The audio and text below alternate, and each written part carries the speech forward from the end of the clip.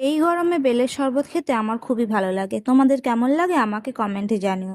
যদিও একটু ফ্রিজের জল হলে আরো শরবতটা ভালো হতো, কিন্তু ফ্রিজের জল খাওয়াটা অতটা স্বাস্থ্যকর নয়। তবে বেলের শরবত খাওয়াটা খুবই স্বাস্থ্যকর। বেলটা আমাদেরই গাছের। হালকা পেকেছে, আর একটু পাকলে শরবতটা খেতে আরো বেশি সুস্বাদু লাগতো। তো শরবতটার জন্য আমি দেখো বেলটা ফাটিয়ে বেলের আতিগুলো বের করে নিয়ে তাতে জল দিয়ে ভালো করে চটকে চটকে ভেতরে যে বীজ আর চঁচের মতো অংশগুলো থাকে সেগুলোকে আমি ভালো করে ছেঁকে ছেঁকে বাদ দিয়ে তারপর ভালো করে চটকে শরবতটা বানিয়ে নিয়েছি।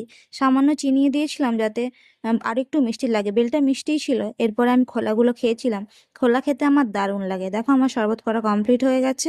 তোমরা কারা কারা এই শরবতটা খেতে পছন্দ করো আমাকে একটু কমেন্ট করে জানিও। দেখো তারপর আমি নিয়ে গেলাম কর্তামশাইয়ের কাছে। কর্তামশাইকে জিজ্ঞেস করছি কেমন লাগছে। কর্তামশাইয়ের উত্তরটা শোনো কেমন লাগছে বল। কি হয়েছে, ভালো হয়েছে? মিষ্টি। তারপর আমিও খেয়ে নিলাম। তো টাটা, দেখা হচ্ছে নতুন ভিডিওতে। বাই, ভালো থেকো সবাই।